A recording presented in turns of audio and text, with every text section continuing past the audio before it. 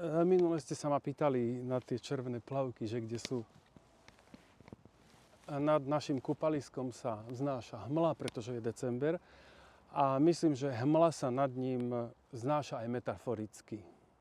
Odpoveď na moju interpeláciu, ktorú som sa pýtal ohľadom toho, kedy bude hotový znalecký posudok, ktorý by preukázal, koľko a ako preinvestoval nájomca kúpaliska a či tým splní a naplňa literu zmluvy, ktorá je podpísaná, tak interpelácia vykázala, že znalecký posudok nie je možné spraviť, pretože nájomca neposkytol k tomu žiadne podklady.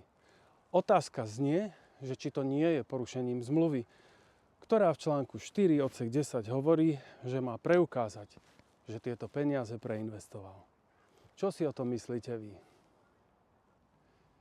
Tie plavky jedného dňa vydražíme?